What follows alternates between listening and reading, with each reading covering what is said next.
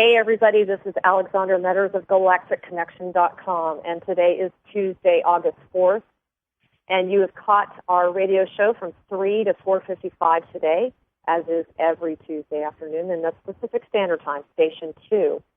Now, this is my first time to actually do a live radio show, and I bet you're thinking why, right? And that would be because the last time we recorded this, my voice was non-existent.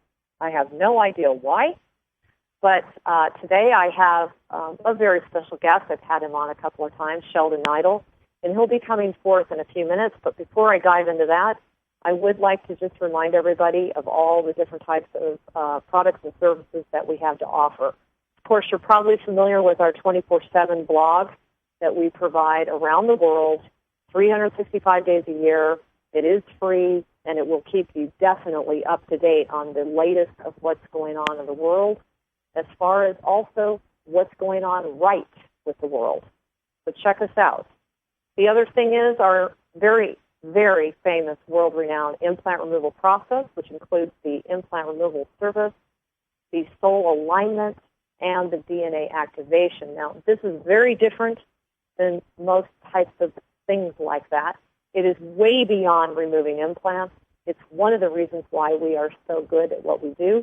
And definitely read up on that. You'll find all that information on the left column of the website. It is a life-changing experience.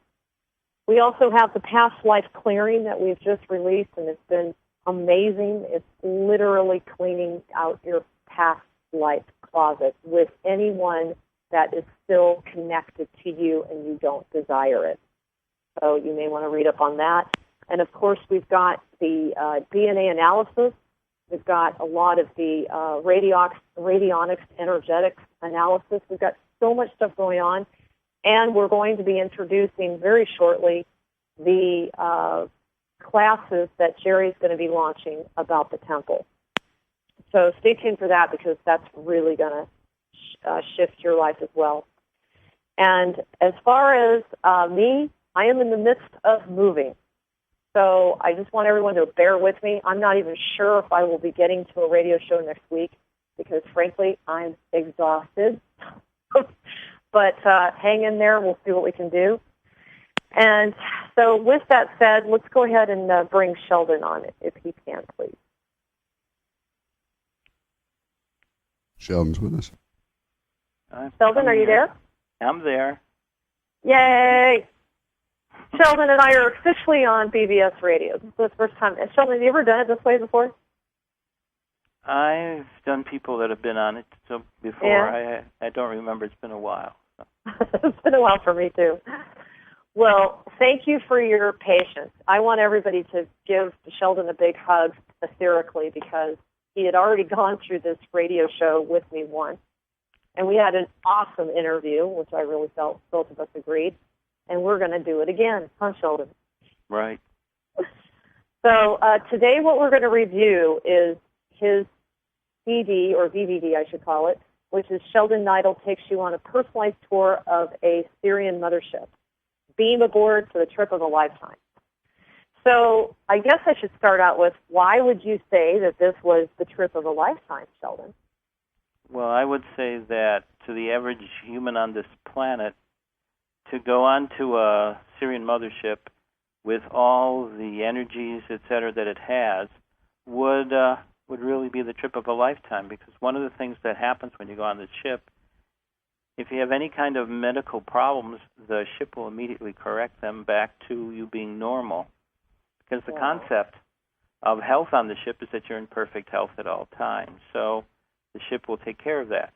So I would say that would start the process off. The second one would be actually getting to meet your first, if you hadn't done it before, your first, you might say, real live extraterrestrial, which would be, this is a Sirian mothership, this would be a Syrian counselor or member of the personnel of the ship, probably a pilot or something like that, or one of the scouts, and she will take you on a tour of the ship, and they're going to go to various parts of the ship. They can't go to the navigation and actual piloting of the ship, because that is done with high degrees of concentration between the ship and the pilot and the rest of the crew initially involved with it.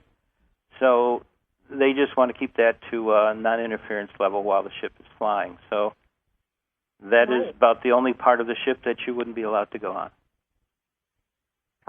Just that alone sounds like, one of the best e-rides that you could have at Disneyland, going onto a ship and checking it out. So you talk a lot about the Galactic Federation of Light, and you mentioned that there were many, many star nations participating in its mission. Can you clarify for the audience exactly what that mission is? Okay, that mission is pretty simple. It's to spread the light throughout the galaxy. So what they do, their main Federation Council, which is in Vega, on one of the planets in Vega, about the third and fourth planet, what they do there is they have meetings, and they meet all the time with spiritual counselors, and they are in direct connection with the upper echelons of the administrations of heaven. They get together, and they totally decide, based upon the edicts given to them, what the policies as far as it goes for the Federation of this galaxy are. So they're always working towards maintaining the highest level of spirit and of maintaining and playing out the divine plan as is humanly possible. Well, that's fantastic. Now, how do they differ from, say, the Ashtar Command? From what I've heard, the Ashtar Command is one of the many commands within the Federation. Interesting. Go ahead.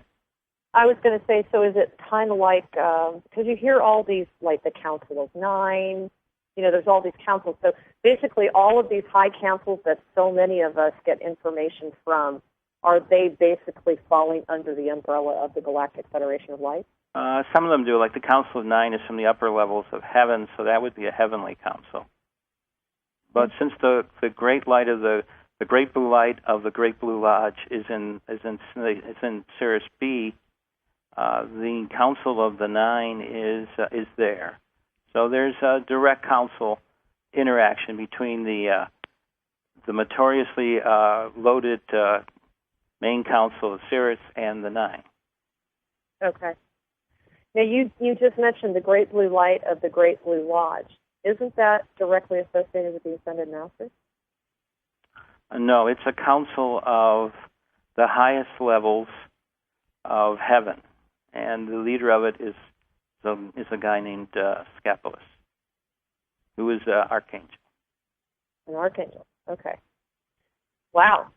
So now, for those out there that have been writing about the Galactic Federation Light as being somewhat of a dark faction or dark agenda, what would you say to that?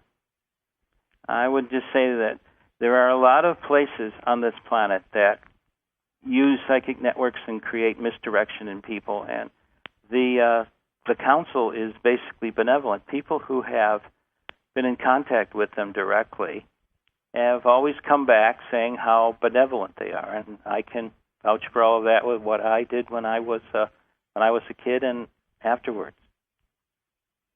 So do you feel that the reason there's such radical opposite opinions of the Galactic Federation of Light is because of these psychic groups that are going on through the cabal that are basically miscommunicating? Okay. Right. It's all based on misinformation. That's part of this crazy battle going on.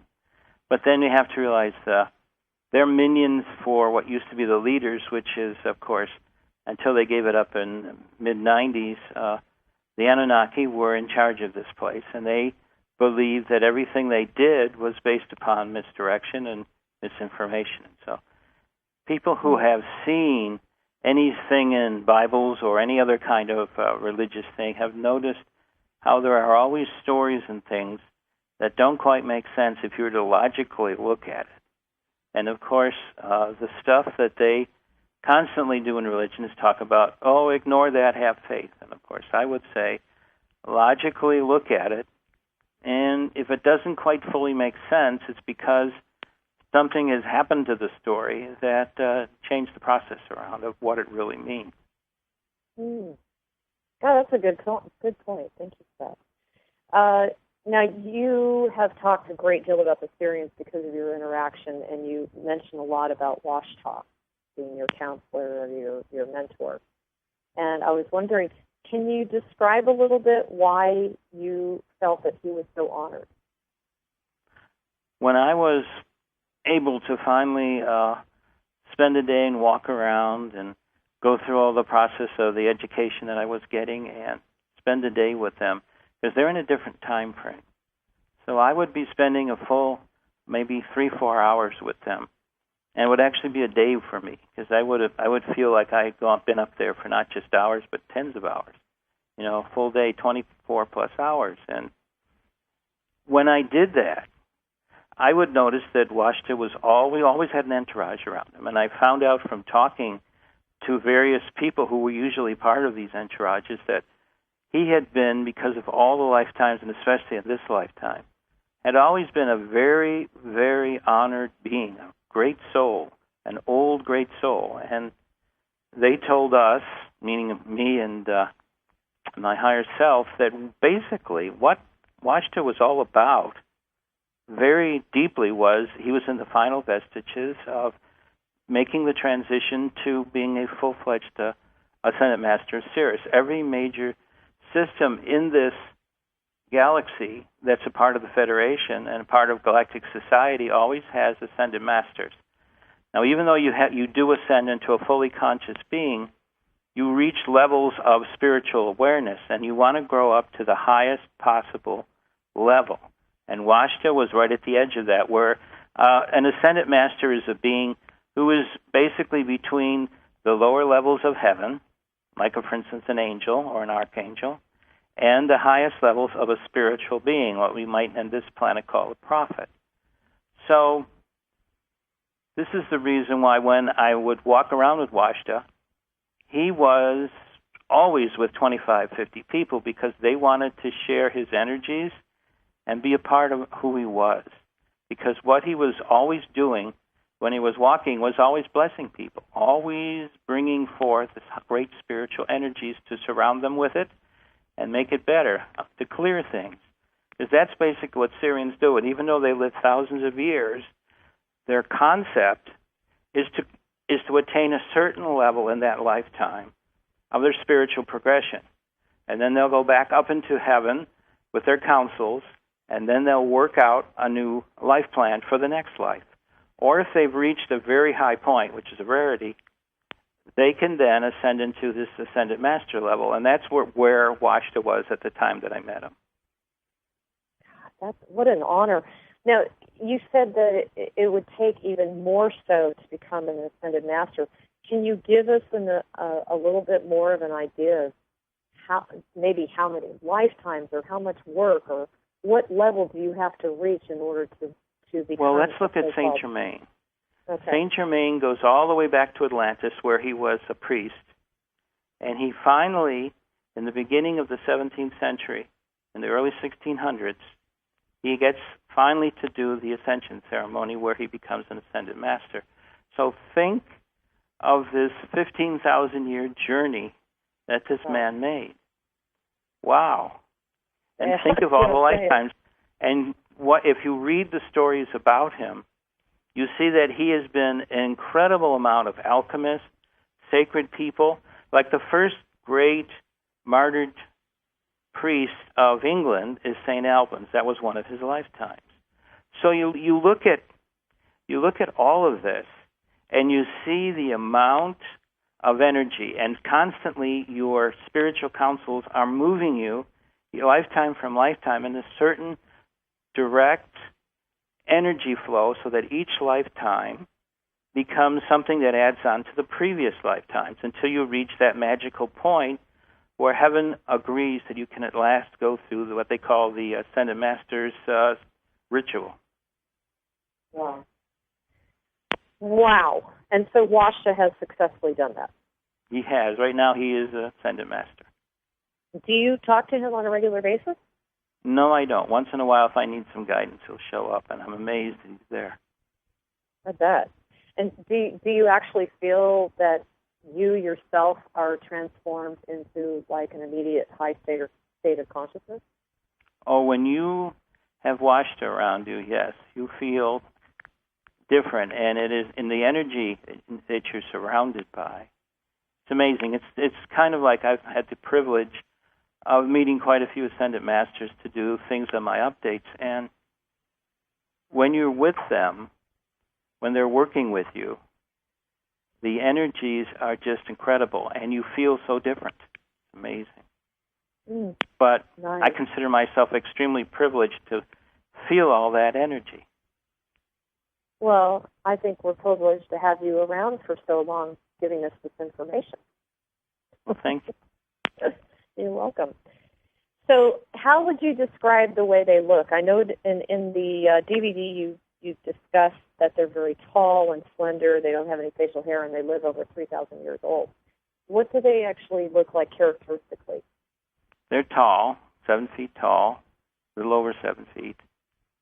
They're young. They always look like they're like 20, 22. I call them, they look like they're college undergraduates. They don't have a blemish. They have lots of hair, but they never have, because their energy is so high, they never get any facial hair or anything like that. So when people always think of these old and wise people, any of the Ascended Masters only have any kind of facial hair because they consider it to be part of how people know them. Otherwise, they could raise their energies up and there wouldn't be anything.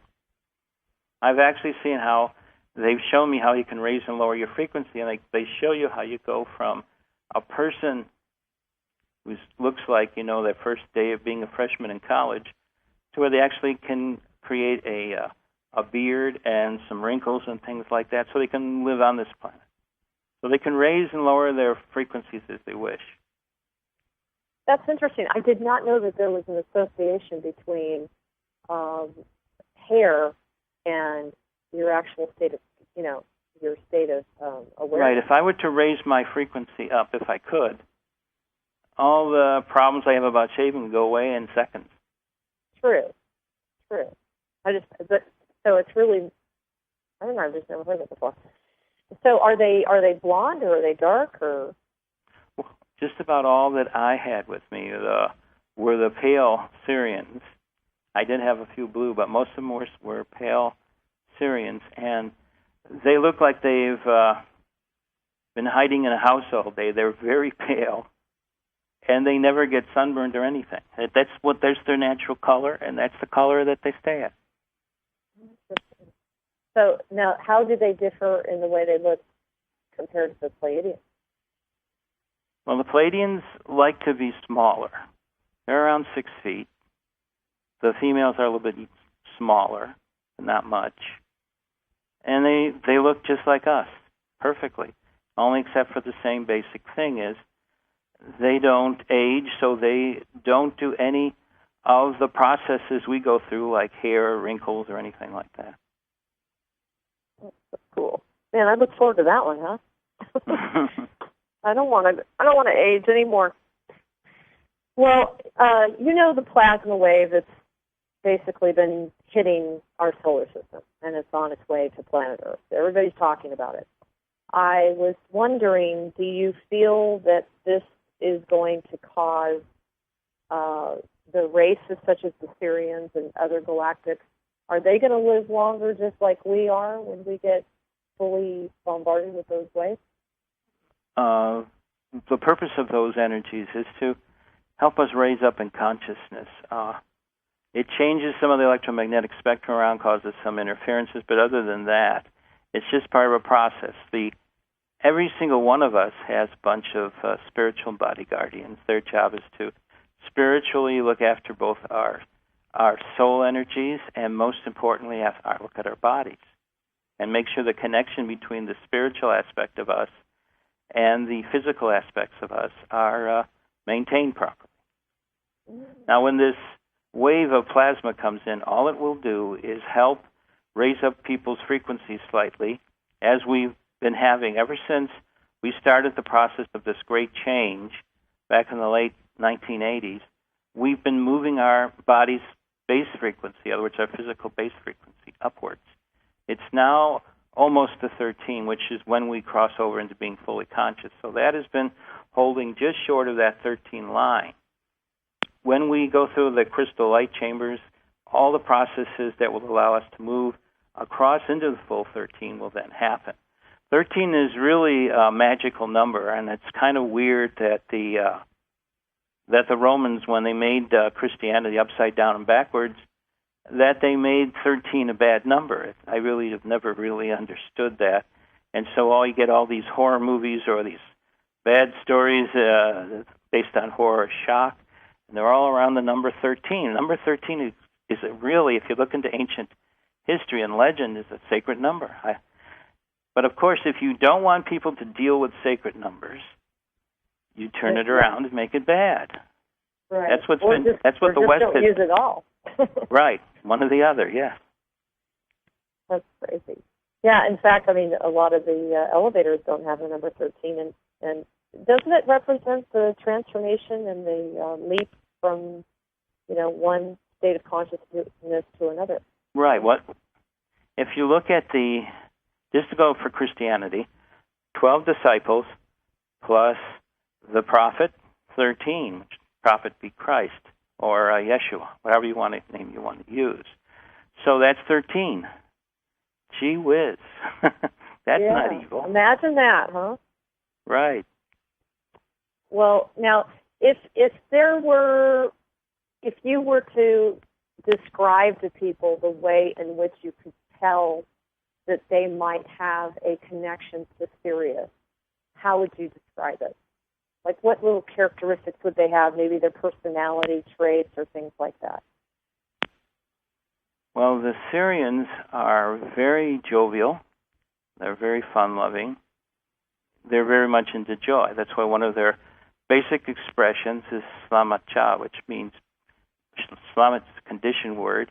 Cha means joy. And you'll find that many of the ancient languages, like Sanskrit, etc., have words like that in them, meaning variations of that. So what we have to realize is that, okay, the Sirians are into spirit, they're into joy. When you're on the ship, at least I noticed this when I was on the ship all the time that I was there, it was always up energy. It was never negative. It was always about joy. And even if you had any group of beings there that Wasa wanted me to introduce, they were never upset or mad or mean. They were always jovial. I mean, that's the key point that I would say about the Sirians. They're extremely happy. Anytime I would go up there, if I was upset, or if I'd gotten into a situation just before where my dad had beat me up or something like that, I would get out of that. Of course, all the bruises would go away, and I would just feel happy. No joy, no crying, none of that stuff. Just being good. How awesome is that for you, huh? Yeah. To be able to take a break from an abusive childhood with your dad, huh? Yeah. Well, they gave me a good one. He was a former professional boxer and professional boxing manager. Wow. He was the welterweight. He was the welterweight in the 20s. He was the welterweight Golden Glove champion in New York City.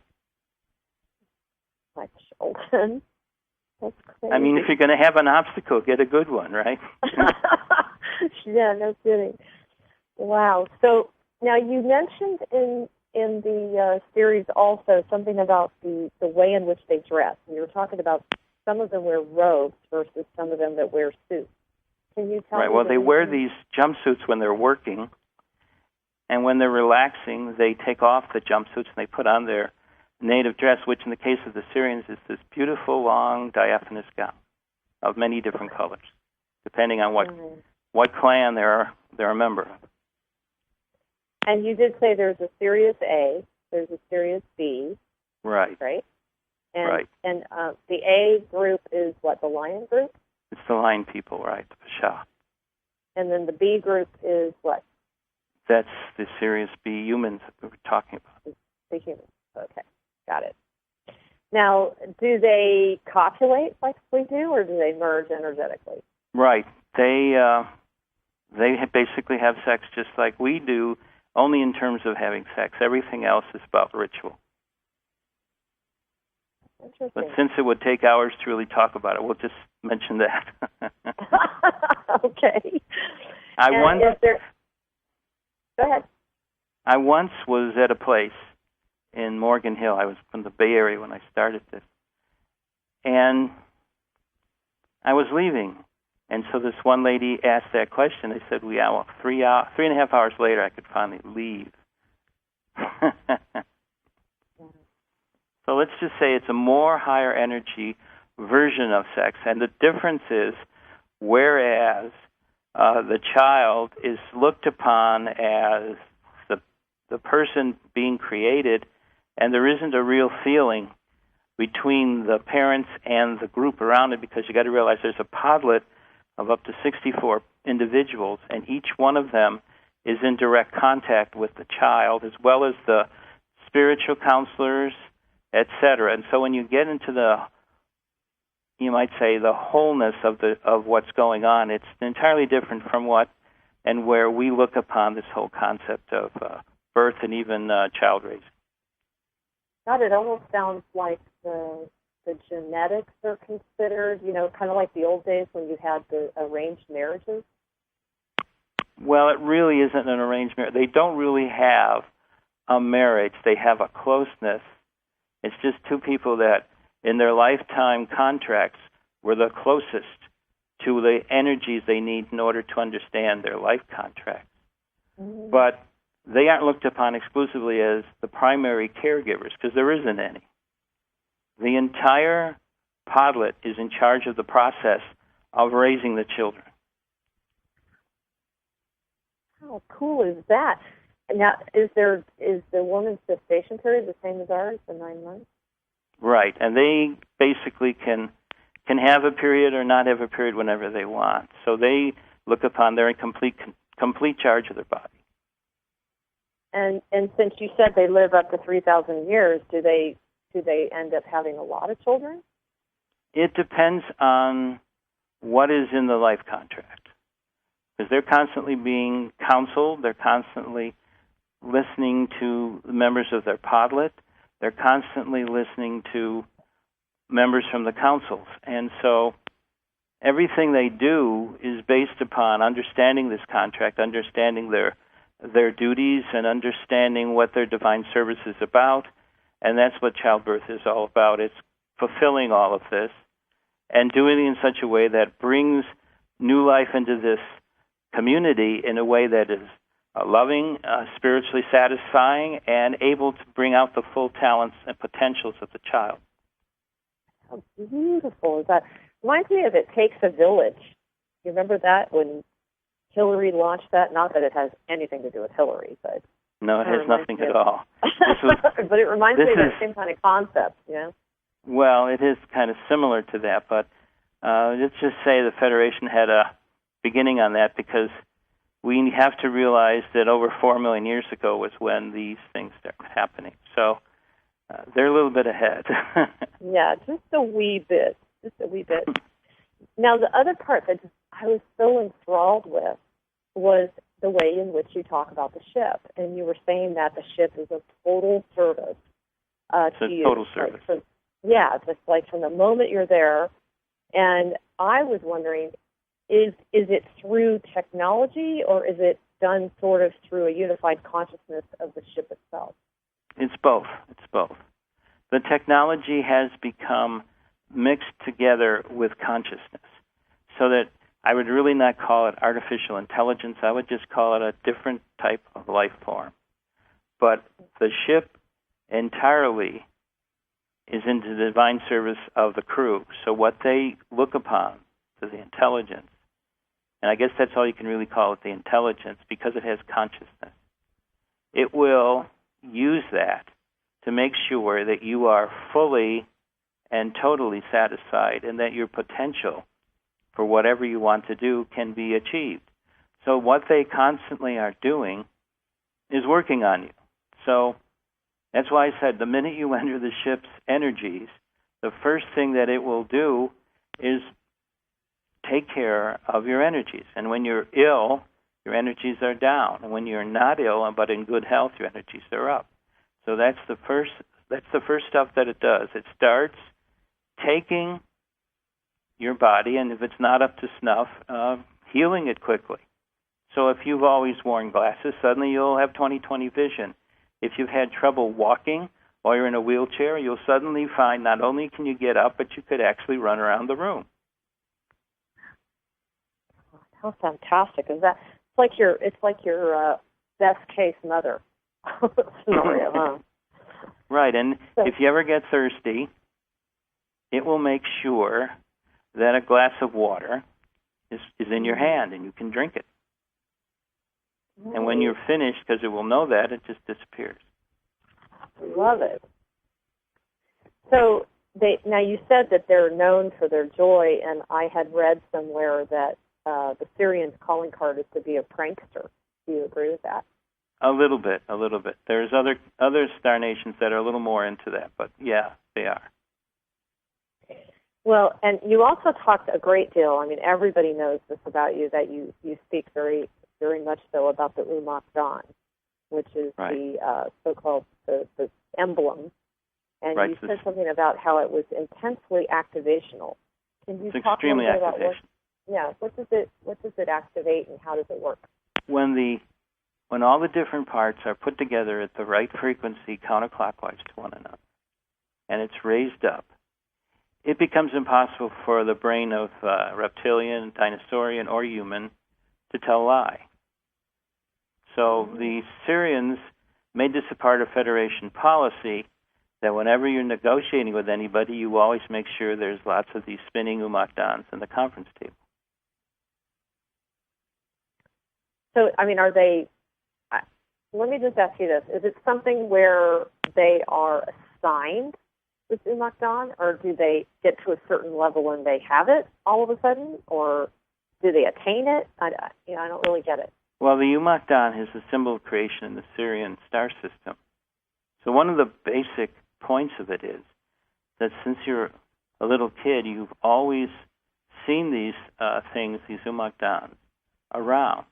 And there's always counselors who will tell you the great and long story of how they were put together and what all the symbols mean and how you can create it yourself.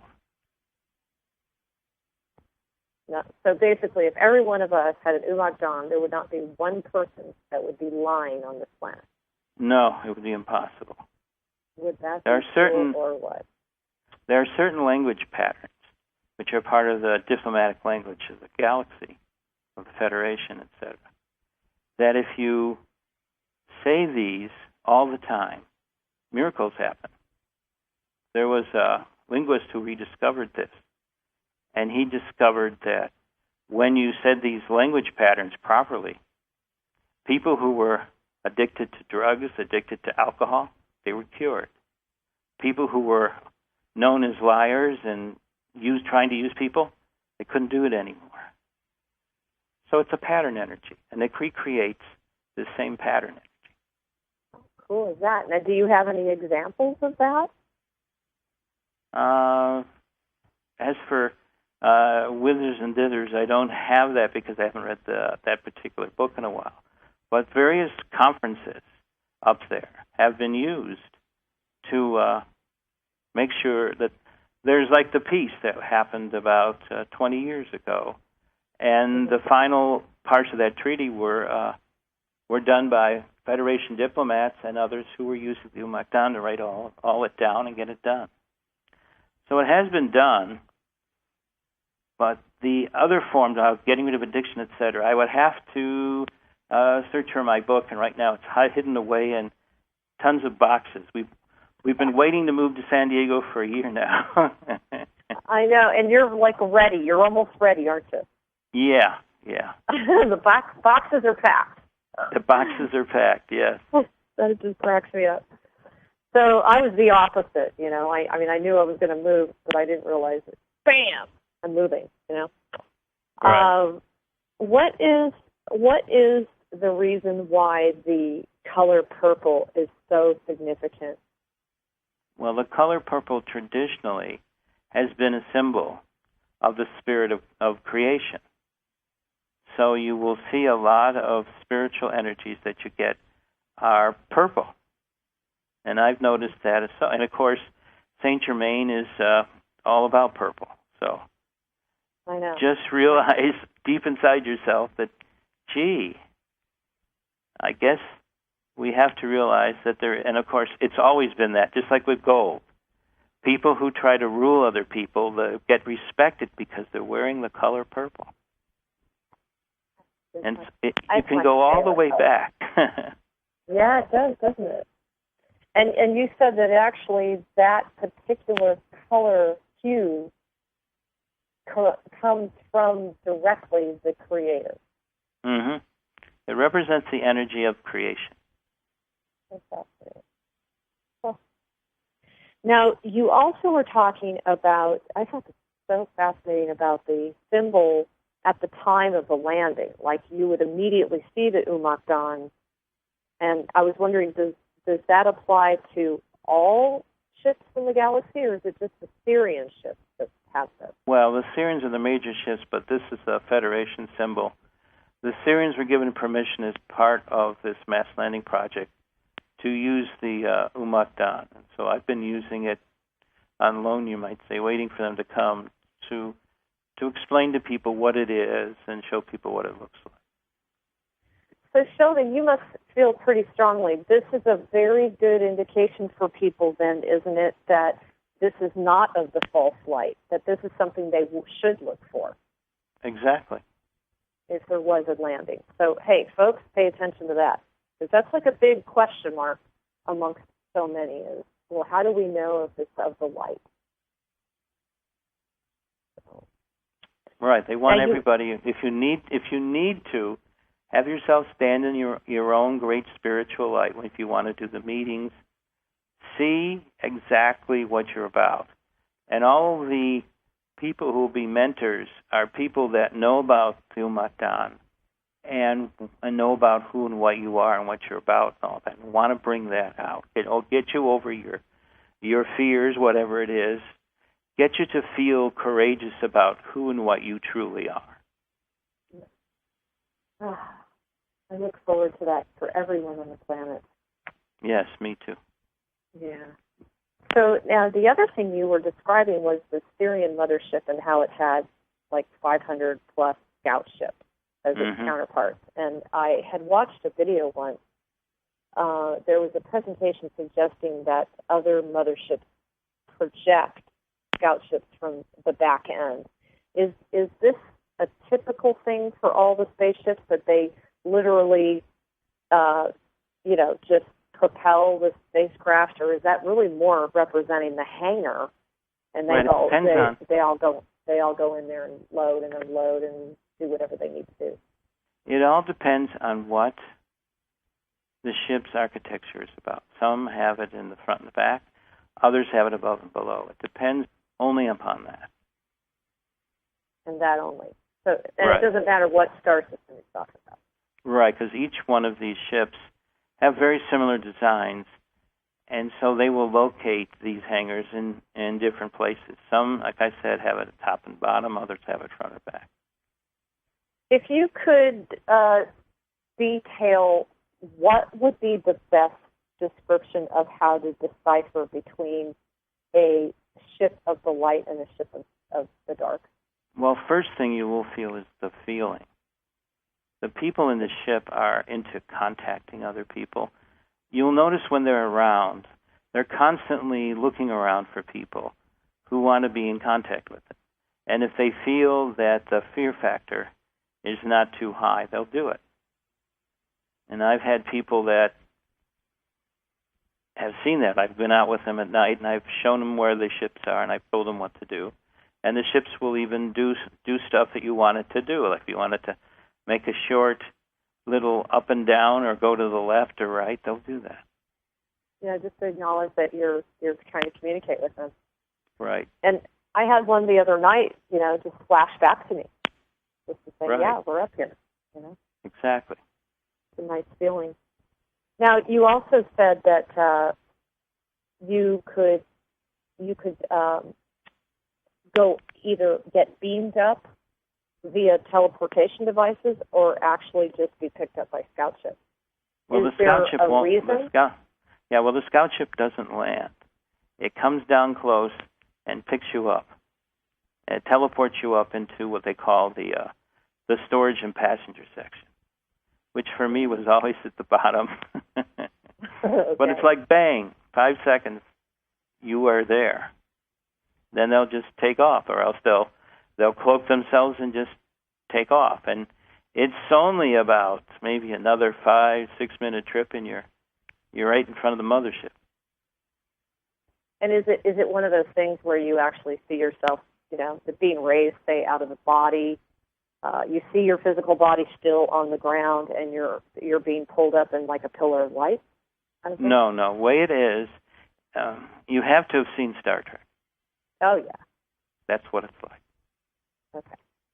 So you're like dematerializing. Dematerializing in a matter of seconds and rematerializing in a matter of seconds. So then why are some people beamed up versus picked up?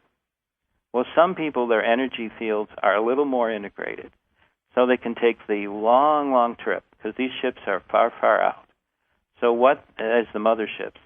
And when they beam you up, it's like a 2-minute trip going up. Let's say if you've ever been on the Empire State Building, you take the elevator up, and they go really, really fast heading up to the 86th floor. And so the end result is you at times will feel weird. I mean, it's really weird, especially when it stops. And that time when the thing stops is basically the energy that you feel for 2 minutes. It's to give somebody who has had that experience a general concept of what it feels like. Is there going to be a particular or a probable location in which they would land? Well, they've already picked those out, so they know where they're going to land, how many ships in a different sector are going to land, and all that stuff. They've spent years figuring out all these logistics, you might call it, as they call it in the military. It has been said, and I have read, that many of these ships are already here, but they're cloaked. Do you agree with that? If they could uncloak every night, the number of stars that you would see in the heaven would almost double and triple. Yeah, they're up there. And they're much lower now, right? I mean, they seem to be they're getting a little bit lower. You're right. And have you ever heard the classification of the 3 core groups, the commanders, the angels, and the eagles? No, I haven't. Okay, I was going to ask you about that if you had heard about it. I was curious. Now, you also had referenced the loving energy emitted from the ship, and you were saying that that's a really good indication that it's a ship of the light. Wouldn't that also be a really good tool for those that have been abducted to use as a guideline to know whether it's a hostile encounter versus a benevolent encounter? Right. I was going to say. Wow. And is the ship an actual, you said it has its own sentient consciousness. Is it actually an ascended being? It acts like an ascended being. I mean, when you are on the ship and you feel it, you feel differently. For instance, if you walk down any of the corridors, the energy of the ship rises up to meet you. So it's almost like every time you take a step, it's like it has a hand up to grab you. So you don't really feel like you're walking on solid ground. It feels like you're walking in a cloud, or the concept you have of walking in a cloud. Wow. It's really cool. You're so lucky that you get to do this all the time and remember everything. Well, now, go ahead. Well, just so I don't forget, and then please say what you wanted to say. Is the ship, now, when you say the sentient consciousness, is the ship actually a separate state of consciousness, or is it a compilation of the higher consciousnesses of the crew members themselves? It's a separate consciousness that melts with the crew. Every crew that it has, it will be doing that to it. And they expect that because that's how all their ships are designed. So cool.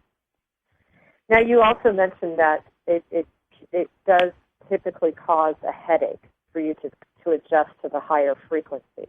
right? Right. That's the first thing you feel on the ship is the headache. It lasts for about a minute or two, and it's gone. And this is because?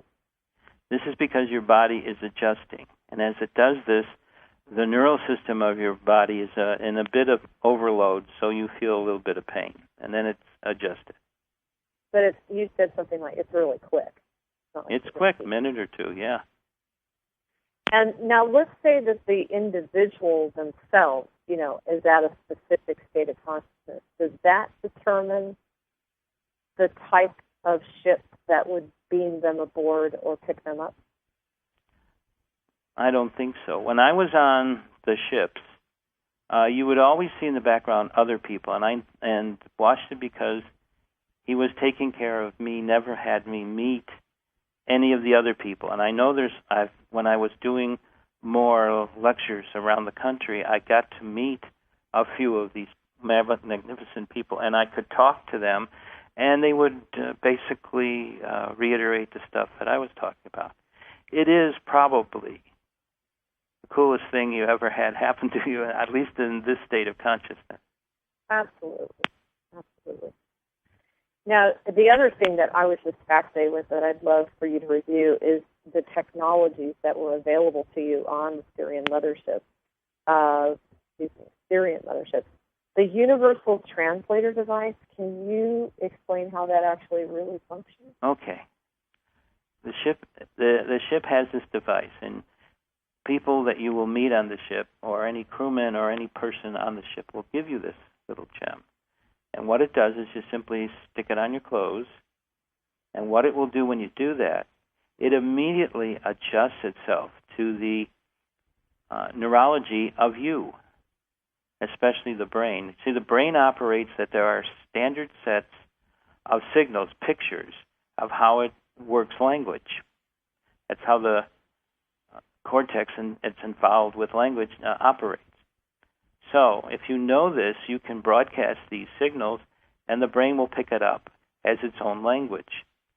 Now, what they immediately do is set that whole energy up. So when somebody talks to you, they translate that energy from brain to brain, and so you immediately pick that up, and it comes out as, for us at least, as the style of English that we're used to, and even the little ways in which we talk. So we immediately understand everything that he or she is saying to us. Would that be used when they are actually transmitting information and messages to us here on the ground? Like if we're getting messages, say, in meditation or... Right. Messages in meditation, exactly. Interesting.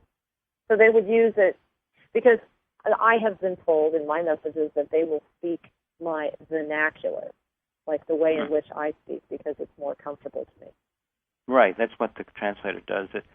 They realized from a long time ago that if you're from a certain part, let's say, of the Pleiadian star systems, various the Seven Sisters, or even from just Sirius, there's two major civilized planets in the B, and we each have the dialect. So when you use the translator, even though you understand one another, this clarifies any little aspect that you assumed, but you're not assuming it anymore. You're hearing it directly brain to brain. So it's perfectly set up. So you can converse telepathically left and right, and clearly understand every nuance of what the other person is trying to say. That's amazing. And now you also talked about the cool jumpsuits. Now, do those just appear on your body instantaneously once you've shown up on the ship? Well, they have buttons on them that you can't see. And since you use them all the time, the Syrians would know where to push the buttons on the suit. The suit would open up and you could get out of it. The same thing when you're getting in. You get into it, you press the buttons, and the suit then connects, and all the stuff in it that was used to connect disappears, so it looks like it's one single piece of cloth. This is so cool, because this is what we can look forward to, right? This right. is our future technology, yeah. Now, I would love for you to describe how it felt to walk on the ship.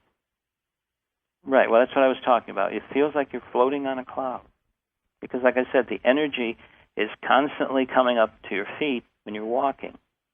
So it doesn't really feel like you're walking on solid ground. On Earth, you can close your eyes and walk, and you can feel when each time your feet reaches down and from being up to move forward, reaches down on the ground. So you know exactly, if you're really into it, you can figure out how long your step was, how long the next step was, and so forth. But this one, it's very hard because it reaches up and you don't feel a ground. It feels like you're floating in air or in a cloud. And even the bedrooms, they're created to your liking, right? Exactly. Everything on the ship can disappear or reappear as you would wish. That's so cool. And now talk to us a little bit about the food. I thought that was interesting that food time is actually kind of a downtime for the Sirians. Well, the Sirians are continually interacting with their environment. So they want something that is nourishing, but at the same time, it's not something that they have to worry about how taste or smell or whatever, because they have the full aspect of synesthesia, which is the ability of some humans on this planet, because they have these genes that allows them to see colors, allows them to feel or even taste music or whatever.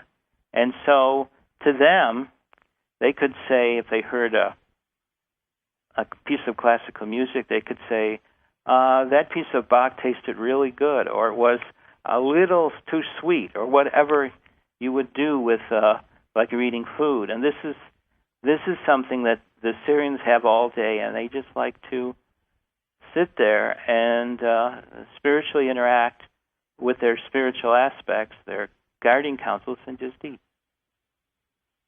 Gosh, and you were even saying that even the bed, the chairs, everything, it adjusts to make sure that you're completely comfortable, right? Right. The bed adjusts completely to your body. So it feels like you're floating in air. So cool. And what about the sonic showers? Talk to us a little bit about that.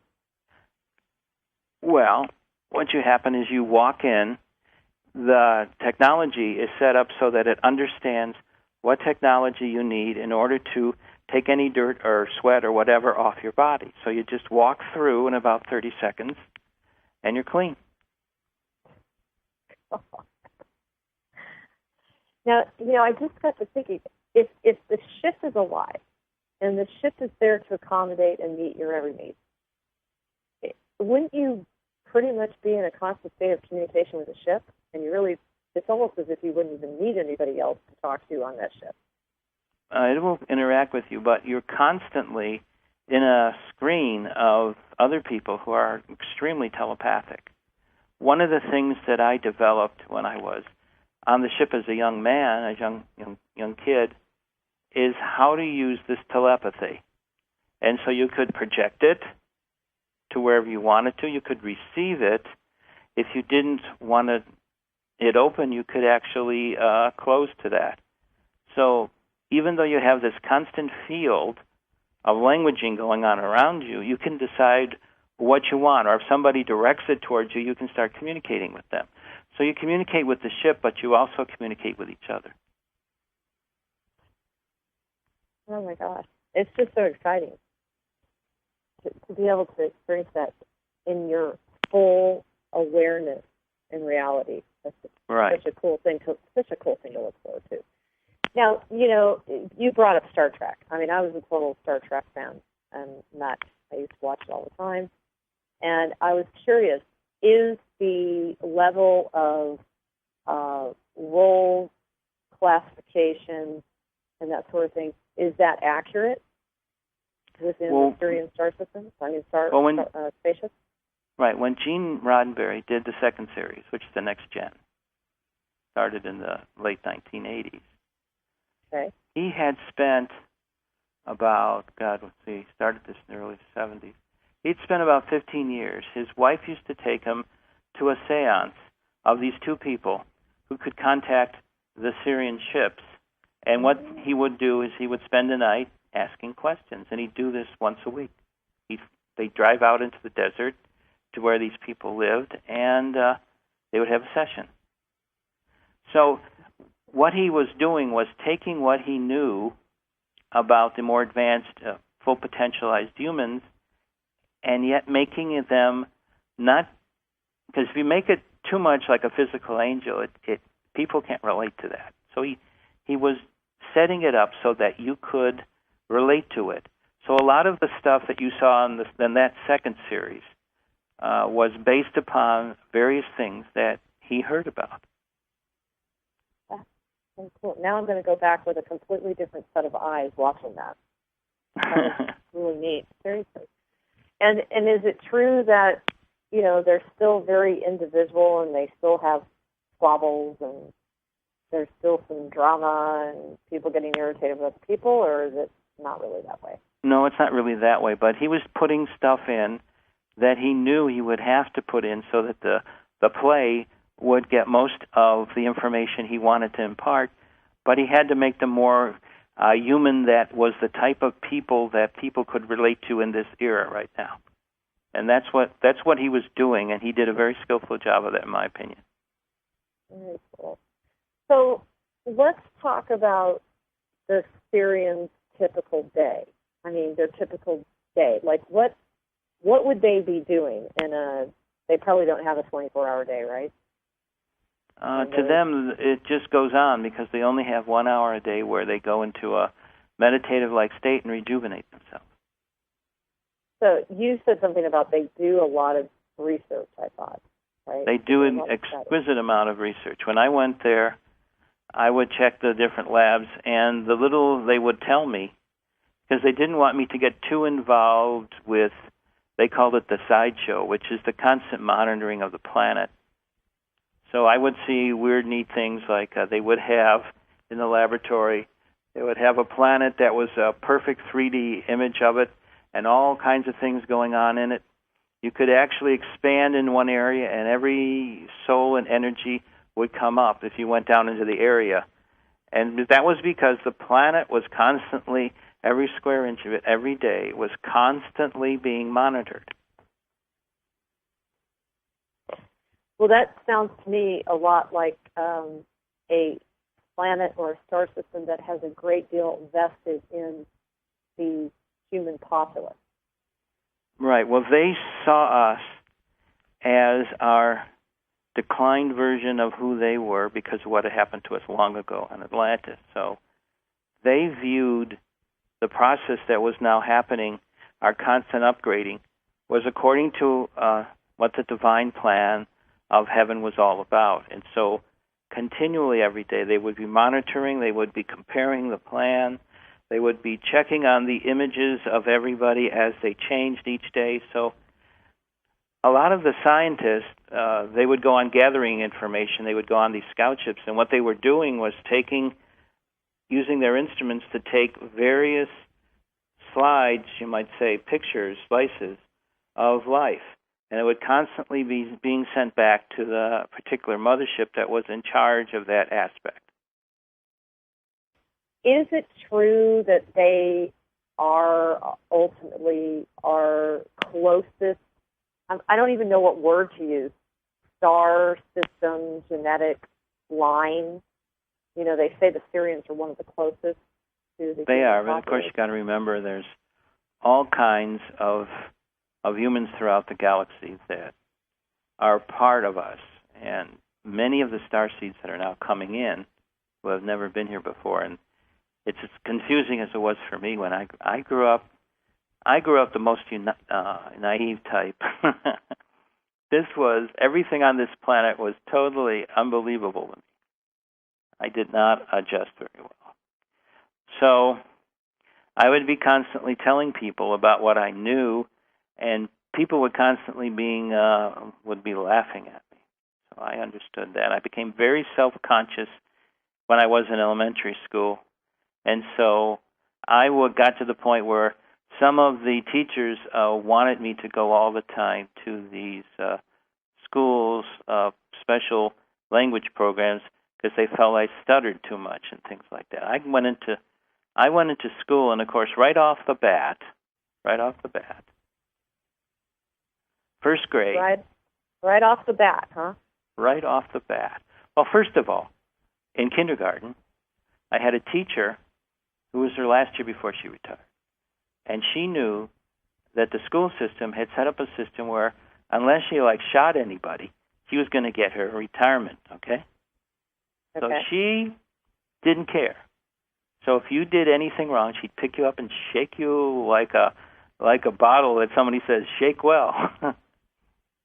That scared me. Then when I got into first grade, I had a thick accent.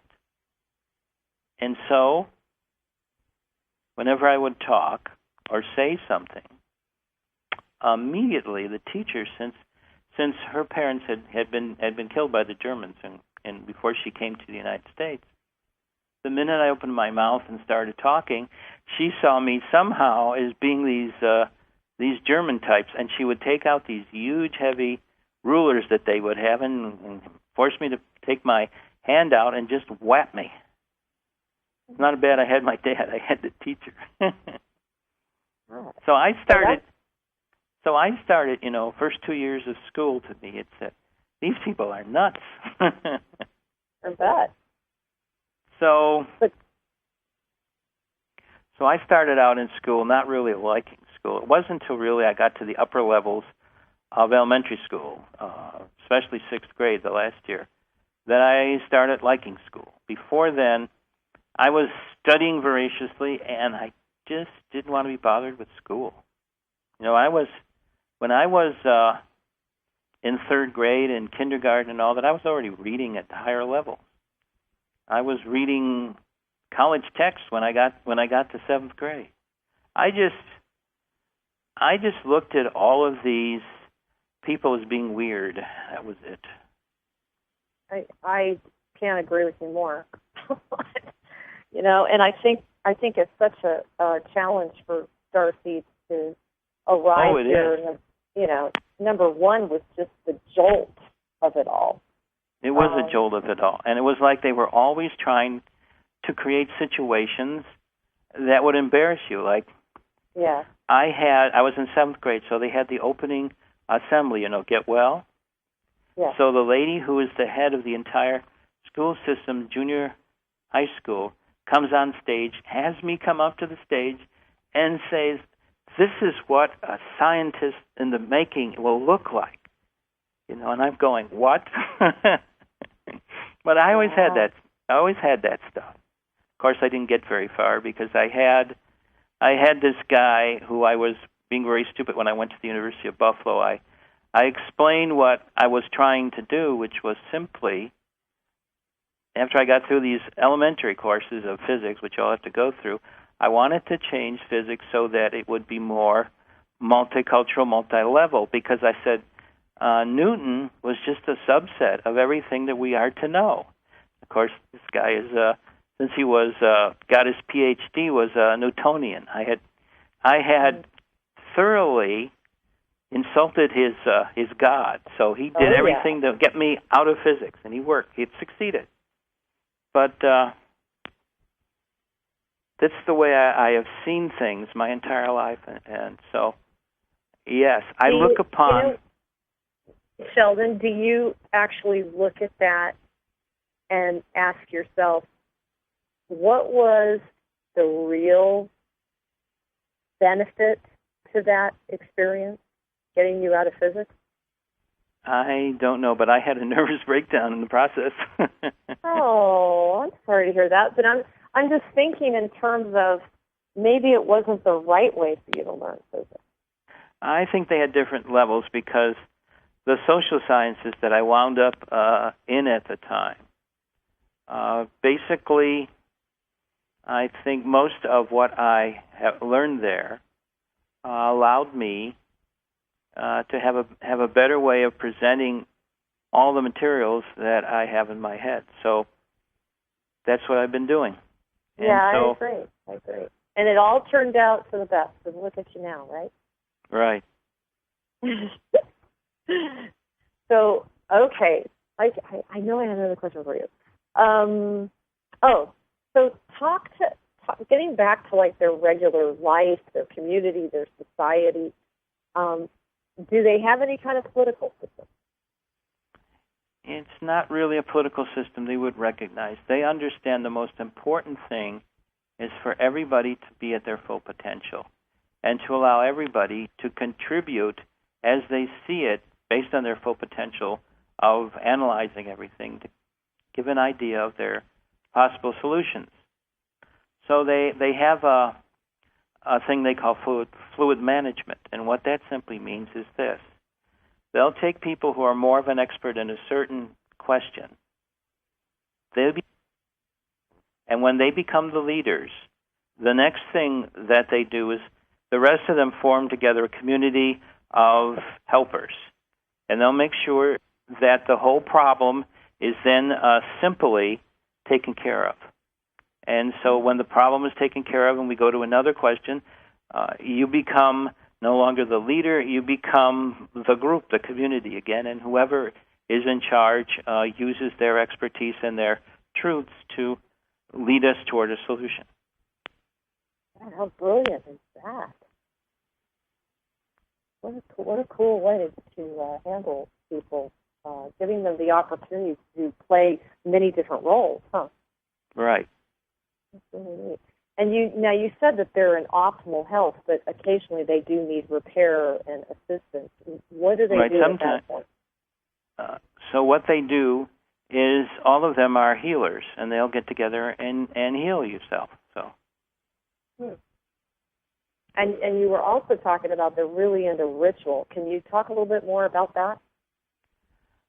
Well, they believe that one of the ways that human energy in a physical form can be used to, let's say, sustain a planet is to go to the major nodes on the planetary surface, go there, and do ritual which will then allow these nodes to be activated in a positive way so that the energy in those nodes can be maintained, and the planet then, the living being that the planet is, that spiritual energy can then use these energies to maintain its energies, to raise it when it's necessary, which in turn helps the ecosystems on the planet to maintain themselves as well. Whoa. Okay. Now, talk to me a little bit about the differences between the way the Syrian star nation is versus the Pleiadians. Well, the Pleiadians are more into history. They're more into origins of things. So the Pleiadian culture is based upon refining the origins and the basic nature of why that society is where it is at that point and can go where it needs to go in the future. So they feel that the constant now is shifting, and they want to see how that relates to it. And they got that from a much older civilization, which is the Andromedans, which are over 1,000 major confederations. So, wow. So what they do, based upon the Andromedan system, for instance, is instead of having 6 basic clans in their system, they have 12. And the reason for that is they add new things about culture and custom, etc. So they're constantly interacting on 2 levels. The first level the Pleiadians act on is similar to what the Sirians do, which is the spiritual aspects. The second level that they act on, which is why there's 12 instead of 6, is they believe deeply in understanding origins and applying that to what's going on. So that's the difference between how the Pleiadians look upon their culture and, let's say, what the Sirians do. It's very similar to a group that they are very close to, which are the many different groups in Andromeda.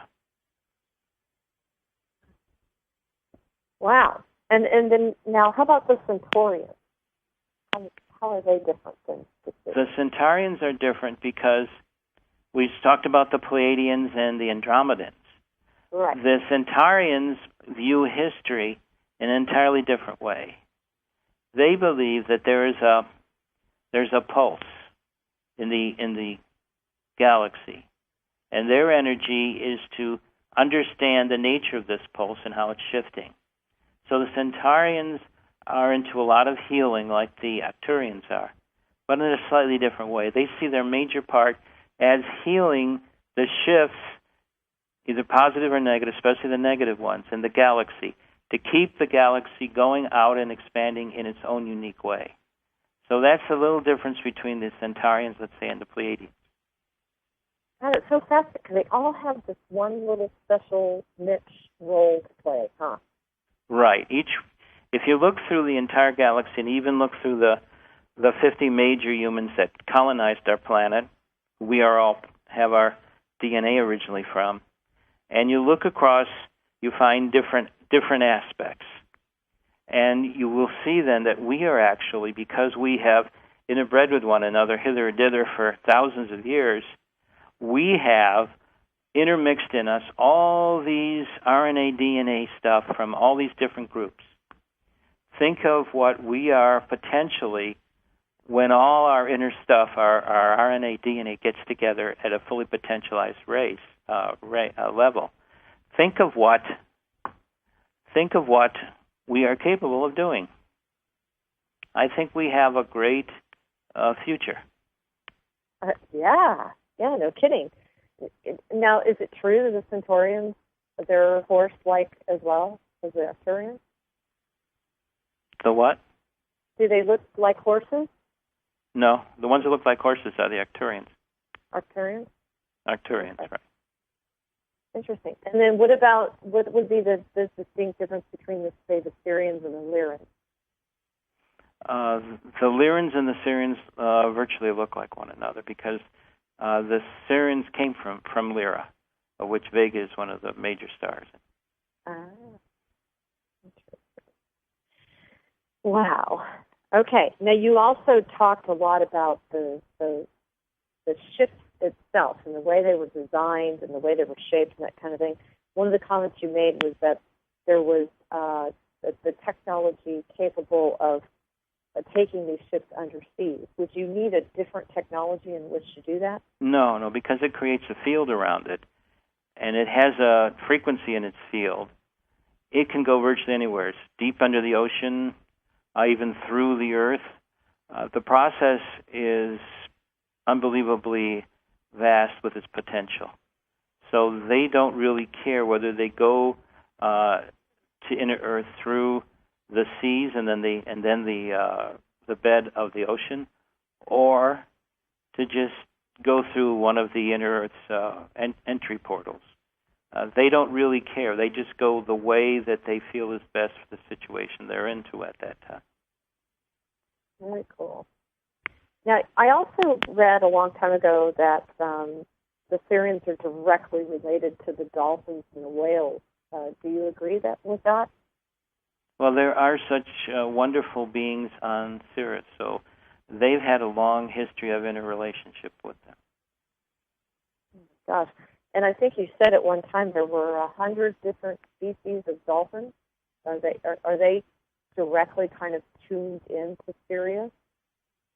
Well, they're kind of tuned into the universe. we have to remember that the cetaceans are fully conscious beings who, as part of the process of maintaining the energies on this planet, have allowed themselves to be murdered, killed, and destroyed by God knows how many groups. As a matter of fact, way back in '71 in Santa Cruz, where the first Save the Whales conference was, and so they had people who were cetacean biologists and all that, and they noticed there was this guy from Central Africa that had come, a shaman, and they wondered, what is he doing here? There's just all a scientist here, and we're going to try to develop a general research protocol for saving the whale. And so they said, let us have him deliver the keynote address. And they all said, yeah, let's do that. So he did it quick and simple. He was introduced. He got to the podium, and he simply said the following, which even to this day has got a lot of the marine biologists, cetacean scientists, etc., scratching their heads. Simply said, they're in the sea, they're in the air, they're in the land. And then he left. Because we have to remember, if you look at every spring in the northern hemisphere, every spring in the southern hemisphere, and remember these things are just 6 months apart, because when it's winter in the northern hemisphere, it's spring in the southern hemisphere. And so they began noticing over their decades of research that this song continues onward. And what is this song doing?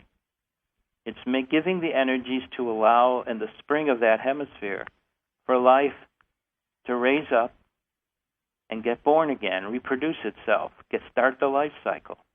So what they are doing, maintaining the life. They are the ultimate guardians of life on this planet. Now, this is when we're fully conscious. We're supposed to be the Earth guardians, take care of all the stuff on the planetary continents and islands, etc. So they are doing this. And at the same time, we've discovered that the large whales are record keepers. All the events, all the things that have happened on this place from eons ago, they have records of. So when we're destroying a large blue whale, we're not just destroying a large blue whale, we're destroying the equivalent of a little section of a giant history book. Think of that. And each blue whale gives that energy to its offspring. So we're constantly, there should be a continual energy moving, which then records what's happening. And the second thing it does is it helps to keep the planet ecosystems reproducing, and it maintains the general energies of the air, the water, and the land, just as the shaman said. And so fully, if you understand the nature of what and where they are, you see that they are very special, high spiritual creatures. As a matter of fact, if you take a female dolphin and a regular human female, you put a mirror in front of them, they will both primp in a similar way. No way. And they always talk about the large-brained dolphins. Well, the brains of all of these magnificent beings are large and very special because of the need to do all the different stuff that they're doing. Think of all of that. That's fascinating. And it is totally fascinating. Wow, and I thought it was very interesting. You also talked about the Syrian music and how it very much sounds a lot like ancient Egyptian hymns. Right, and also the music of China, the ancient traditional Chinese music, and of India. It is amazing. And if you listen to, you want to get into the Americas, if you listen to the ancient Inca and other different tribal energies of how their music is put together, not just in terms of the drumming, but in terms of the music, the flutes, etc., you will see how similar all of them are. It's amazing. But the one that really is cool is to hear the so-called funeral music of ancient Egypt, and just listen to it. And you'll understand, and when you hear that energy, you'll understand it's not just about the dead. It's about the whole nature of what that culture was about. It is because it's done so differently than even what in modern Egypt, what regular, normal music, traditional music of the various Arab peoples in Egypt would sound like. And that's what we have to realize is we have a tradition that gives you a remnant of that tradition in our own RNA DNA of our beginnings, our might call it our ET origins. Wow, and I was also really fascinated by the two main instruments you talked about, the saglet, is that how you say it? Mm-hmm. Saglet, mm-hmm. and then what was the other one? The cymbal? Yeah, that's the gallum. The gallum. Yeah, I thought it was interesting. They both had either 16 strings or 16 holes. Is there a reason for the 16? It has to do with the nature of the tunes. Because we have to realize that the 7 mean tone, or even the 12 one that's added later at the end of the 19th century, is not quite what these are. These are different cultures, and they're based on 8s, 16s, 32s, 64s, etc. And if you go through the patterns of music in both China and in India, you will see these patterns being repeated. God, so everything's thought out all the way down to the very specific note pattern, etc. And is this obviously raising their vibration? Is it healing them at the same time? It helps to heal. If you take a person and they get to hear the ancient music enough, it will change their energy patterns. It will, because it's a really incredible music. So you see right now how there are special forms of languaging, vibrations, even rhythms that is used to raise and change humanity from lying and violence toward peace and cooperation and truth. Now, you'd also talked about the essence of being on the ship, where there was a combination of silence but total activity. Right. And I thought it would be neat for you to describe that. What they like to do is to sit together in a room, and they'll be into a kind of vibrational pattern. And because they're using telepathy, if you were to walk into the room and you couldn't hear the conversation, it looks like they're all in deep, deep meditation, but they're not. They're having fun. They even play funny little games where they take a huge ball, and there's two sides, and one side tries to make the ball move one way or another. But if it starts moving toward one place and it's not moving back, the other side will help it move. They don't believe in cooperation. They don't believe in competition. They believe in cooperation. Yeah, that's such a foreign way of seeing things here on this planet. Right. It's incredible. And now you also talked about how they observe the Earth and its atmosphere, and just through pointing at, what would you call it, like a hologram? Or right, a hologram. They can change things around. But there's certain things they can't quite fully correct right now, because it really does require more than just pointing. It requires a physical energy. And so a lot of what they're waiting for, especially with radiation, is they could like to come down and change the radiation levels. And they have kept the radiation levels in Japan down to a certain level. And so what they are doing is preventing a tremendous disaster from occurring.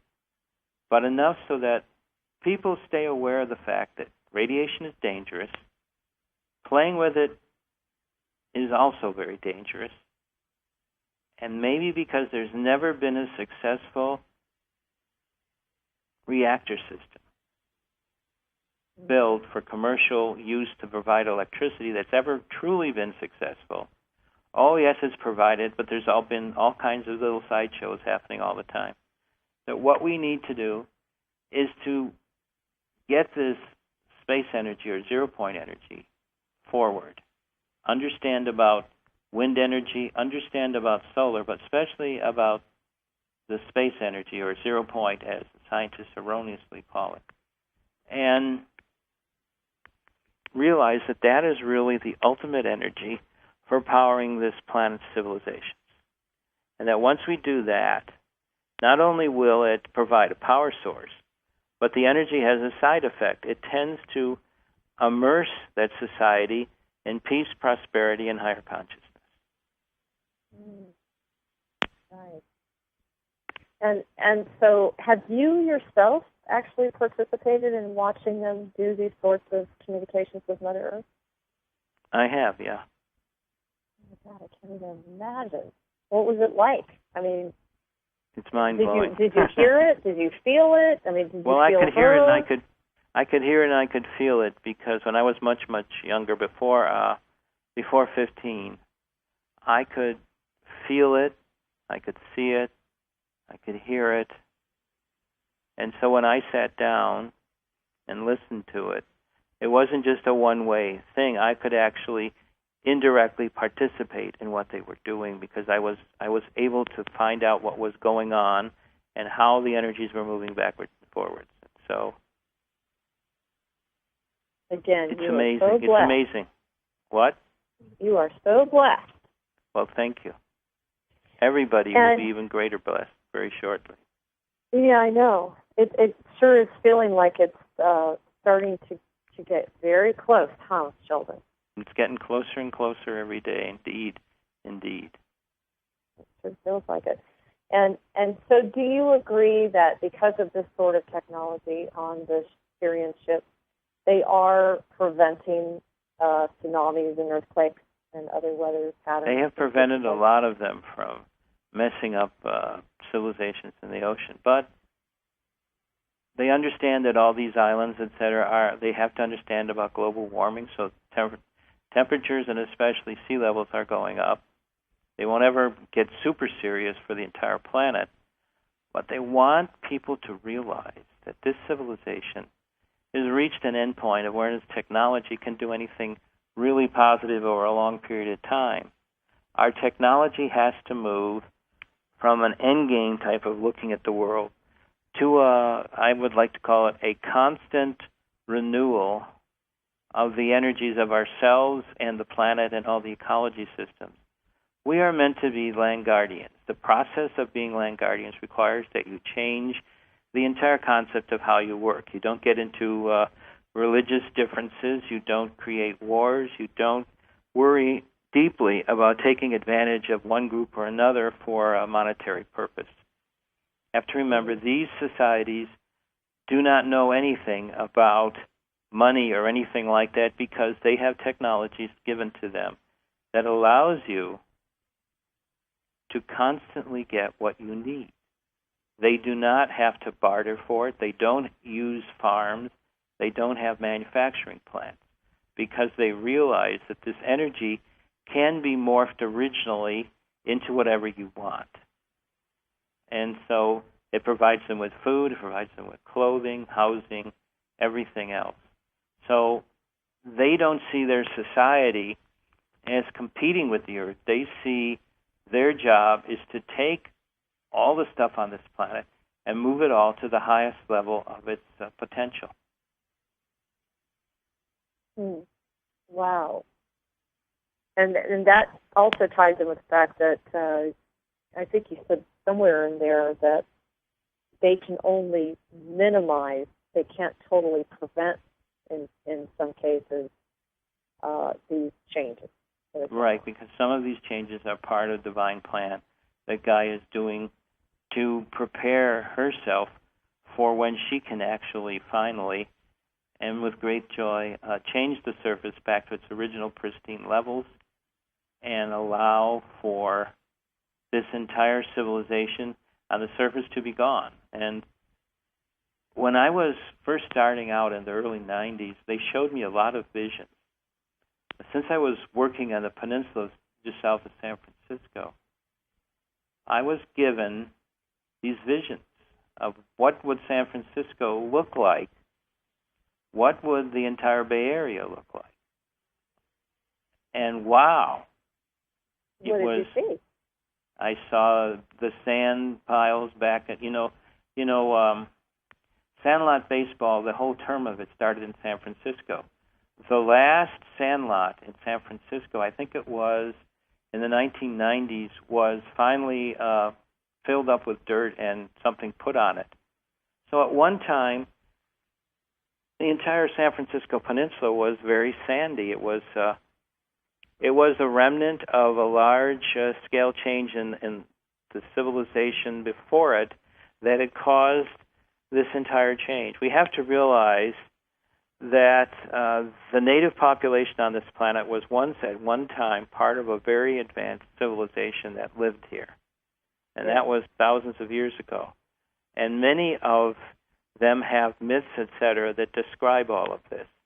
And for instance, the Maori talk about the time in the Pacific when there was this great island and that everybody was ethereal-like. That's the only way you can really describe physical angels, and how they could work with the fruits and the various aspects of potential food to create their own food source. But when they would pick an orange, they would recreate the orange back on the vine or on the tree.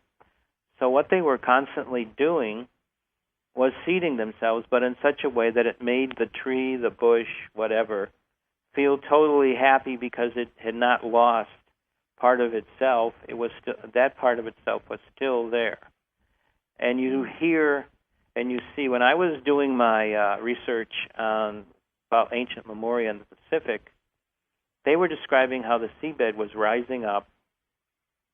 And I was amazed that many people in Hawaii who are studying the geology of the Pacific see how there could be something down there, but they could not fully say that because the basis of geology is the so-called solid Earth model. And whether the solid Earth model has tectonic plates on its surface or doesn't, the whole concept of the living inner Earth and polar holes and all that stuff does not work with the concept of their geology. So we're talking really about shifting immediately the whole concept of what science is all about, from a concept that was first created by Descartes in the 18th century to a concept where we open it to spirit and we allow for a lot of different models to come in and change the entire concept of how we model the universe. Nice. Wow, Sheldon. You know, when I'm sitting there listening to you, I'm kind of like drifting out into the space world, you know. I see myself there. That's incredible. So, getting back to Mother Earth and the changes, because this is something I just really would like you to give people a really specific take on this. Do you feel that at this time, with the amount of work that's been put into assisting the humans, assisting them with the leap, and, you know, prepping us, basically, do you believe that at this final hour, we're all just going to get wiped off the face of the planet? No, I don't. I believe we're going into inner Earth. We're going to be changed back into being fully conscious beings with the crystal light chamber. And I believe deeply that the fate of humanity is not to go down, to go up. That means in spirit and in consciousness. And for us to return to what we originally were a long time ago in Atlantis, fully conscious beings, physical angels, and doing the basic guardianship of this planet that we are quite capable of, one that doesn't get us into all these concepts about economy, about everything related to a limited concept of spirit. Unfortunately, looking at us as being something unique, we aren't.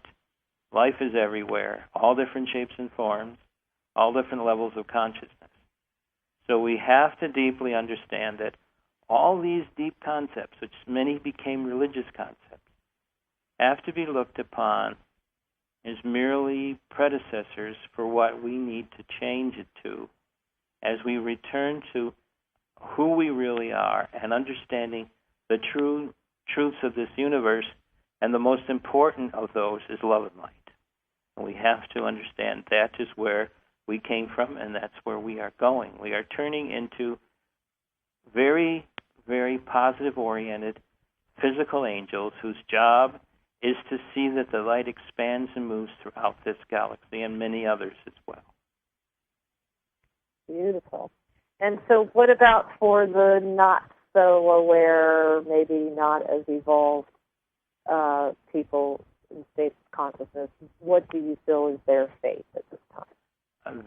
Well, some of them will have to be isolated for a while because they're dangerous, because they will do crazy and weird things that will prevent us from achieving our goals. So those at the proper moment will just be isolated for a time. But all of us are moving toward that spiritual consciousness that makes us physical angels again. And this energy means when I emphasize this, I always emphasize the physical part of it. We have to understand we're not turning into some a spiritual, non-corporal being, we're turning into a very spiritual, beautifully able to understand heaven and earth, so to speak. So we are both physical and we are both spiritual beings together.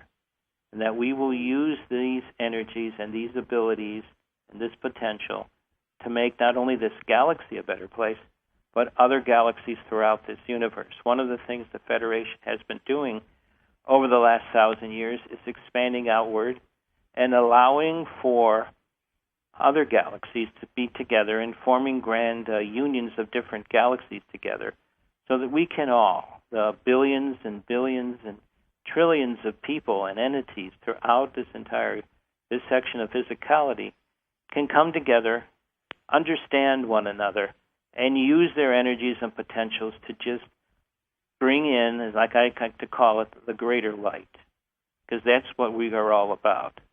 Within each of us is a vibrational pattern of light, and that light emanates from the great love of the Creator. And so we have to look at it. And the Creator is not some anthropomorphical being out there.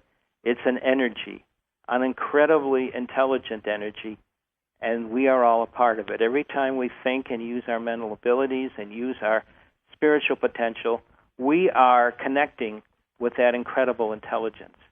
So just be one with it, and if you need to know more about it, just meditate, visualize, and you'll get a better idea of it. And that, of course, is what every entity that is a physical angel is doing. As I said at the beginning, we are about learning about the spiritual essence of ourselves, of that relationship to heaven and to the physical aspect. And that's what we're doing, and that's what all the beings of the ETs coming here are doing. Many people who were very negative about all of this have had near-death experiences, have come back, and are now lecturing to people about the nature that this universe, especially this galaxy, is about benevolence. It's not about danger. So understand, yes, there are some beings out there, and there are some beings even here that are about this evil stuff, but that all of that is going to be going away shortly. Understand the power of the love and of the light that is surrounding all of us and includes within all of that all of ourselves. Wow, how beautiful. I mean, so there's nothing to be afraid of, and there's only anything to be excited about with this big change.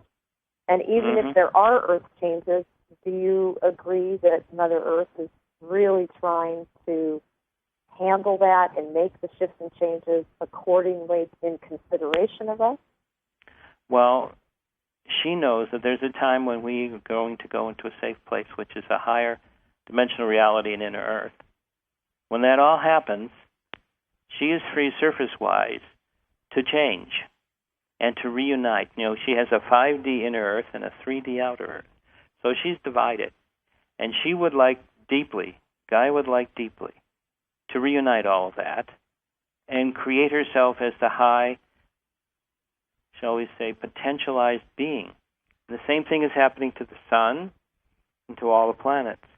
This solar system is getting ready to do great changes. So how do you envision this big wave of energy affecting us, immediately? I mean, it's already happening. I mean, one of the things I also was going to ask you was, I'm noticing that there are an awful lot more telecommunication issues. There's a lot more cell phone drop-off. There's a lot more weird, just anything to do with computers, things just disappearing off of your computer or your screen going blank or, just weird stuff like that. Right, it's weird. We have to realize that all of the stuff that we have, our technologies, our iPhones or Android phones, our computers, whether they're PCs or Macs, is that they are all very primitive microwave energy products, and that they don't recognize electrical spectrum above what we have. Yet if you go to zero-point energy and you start looking at the effects, one of which is called the Hutchinson effect, you begin to see that the spectrum doesn't limit itself to what we know. It's above that. We just don't have the instruments to measure it. Just because we don't have the instruments to measure it doesn't mean it's not there. One of the things that happened when Captain Cook first came to the Big Island, and he went into Calicool Bay, and for days, the Hawaiian people around the bay saw nothing, because it was something that they had never seen before, an English sailing ship. That was as odd to them as oddity could get probably to anybody or anything in the West. When a fisherman went out there and saw the ship and came back, suddenly everybody saw Captain Cook's ship. And this is what we have to understand and realize and be one with, is that there are many things that are in spirit right now, but that once we understand the technical aspects of it and can use the conscious increasing energies, we will begin to see the spectrum increase beyond the known measures of angstrom points and all this other stuff. And as we do this, we will begin to see that science needs to become much more than it is right now. We need to not only encompass what we can know as physical, we need to know everything we can about the spiritual aspect, and to increase the ability of what physicality is to increase by doing that. And as we do that, we will pick up a whole bunch of special effects, like the Hutchinson effect, can be explained, that will realize that when you reach certain energies, suddenly a giant iron ball can rise up seemingly impossibly to the top of the ceiling of the floor, from the floor where it was standing. This is part of the process of understanding how ships work. More than that, it shows you that the potential of who and what you are as a physical being has been limited by what our concepts of reality are all about. So we need to change all of that as well. So what we're seeing here is not only a consciousness shift, we're seeing a shift in what is physicality and how does that relate to spirit. And that is what is happening right now on our world. And that makes this time so special. Wow, good point. That's excellent. Wow. So just the whole core of what we define as life is also going to radically shift. Right. It's going to radically shift as well. And I mean, you and I talked the other day. I mean, I think we both agreed that this plasma wave that's coming in, it's already doing it has a lot of effects on things already, as we speak. Correct. And now, do you feel that, supposedly we just had a full blue moon, do you feel that with that and the plasma wave and all the things that are going on, is this really kind of just kicking us in the butt to get ready? Because so many people are feeling exhausted. They're having a really hard time getting out of bed. They don't feel like they can get enough sleep.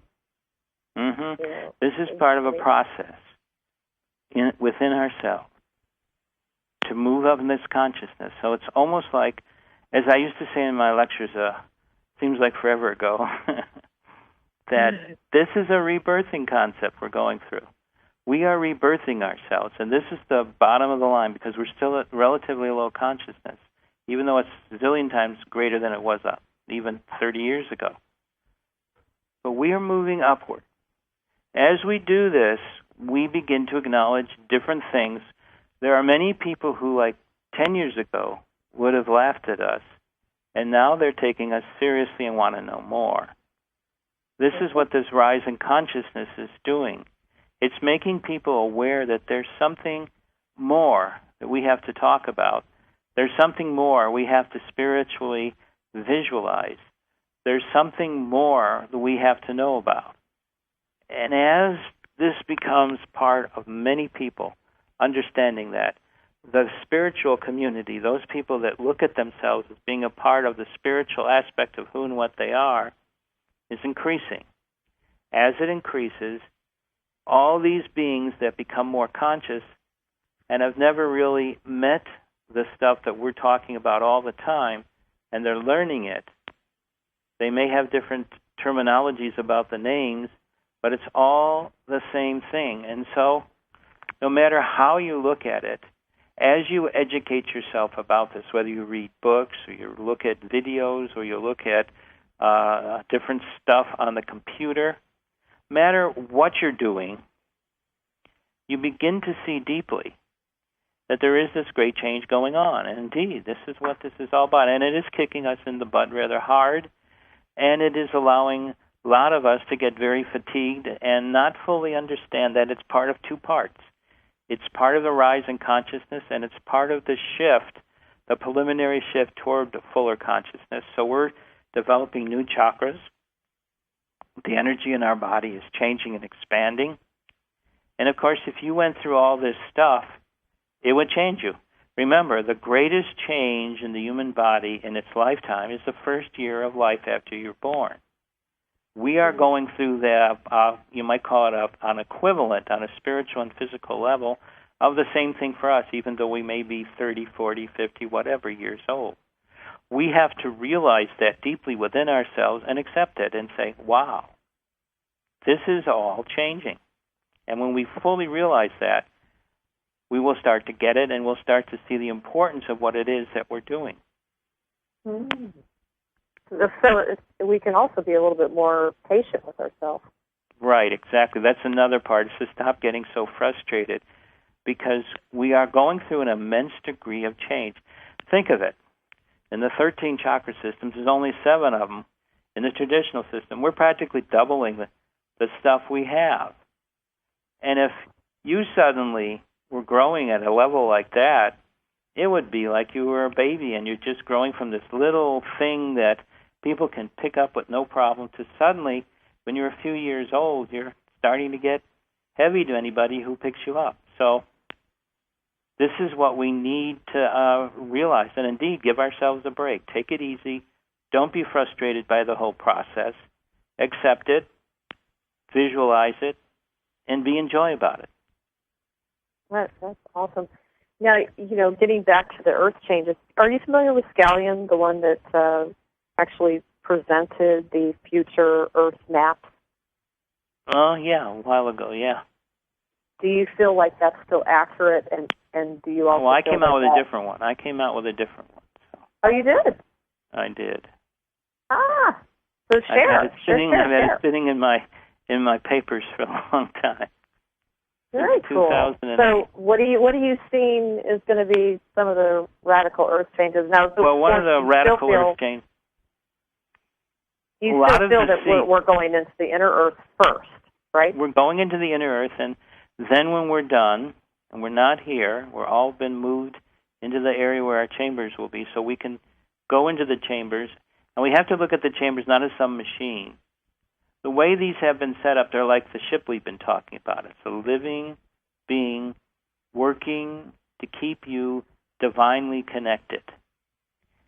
And so if you don't fear it, you welcome it.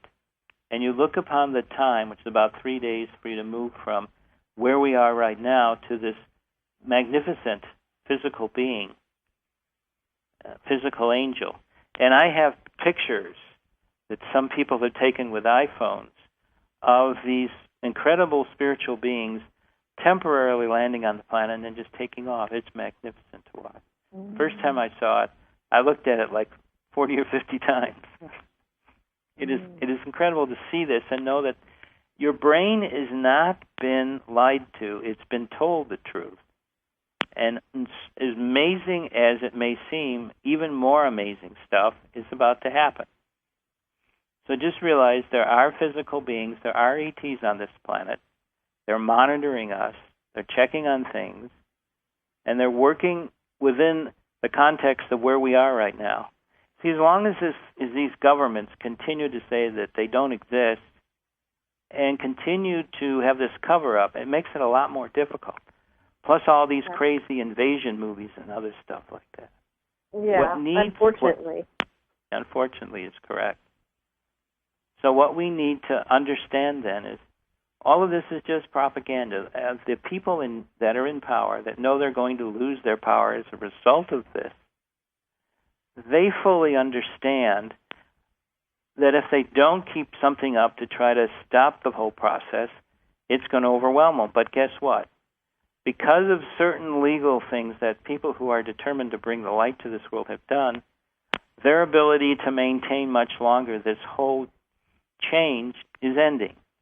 So let us scream hosannas to all of these magnificent beings and to all of those with resources that have moved this planet towards where we need to go. And just know that everything is about to happen, and be in awe, be in joy, and be willing when the time comes, as you physically see these events occur, to help them and allow all of this to move forward and let this great and magnificent reality manifest itself. Well, that's spoken like a true Syrian. Thank you. Be in joy and be in awe. Well, listen, everybody, I just want everyone to check out Sheldan Nidle's DVD. It's called Sheldan Nidle Takes You on a Personalized Tour of a Sirian Mothership. Beam aboard for the trip of your lifetime. And please do check it out. You can also get to his website, and that's got all kinds of good information. It's at www.paoweb.com. And thank you so much, Sheldon, for being willing to do this again. I mean, folks, it was a total drag because we did a great interview before, and my voice didn't show up. So thanks, Sheldon, for sure, and for any time. Appreciate it. Let's work together and get this world changed. Yeah, no kidding. Well, and as all of you know, we love you, and we're here to support you, and I hope that today's program gives you a little boost. I know that things are getting a little bit intense out there for everyone, even those of you that feel like you've just completely got it all figured out. You're just really tired and worn out, but we really have an incredible future ahead of us. So I just want to send everybody blessings, as does Sheldon. Stay tuned, and we will talk to you next week. And in the meantime, check out galacticconnection.com, and we will see you again. Thanks, and lots of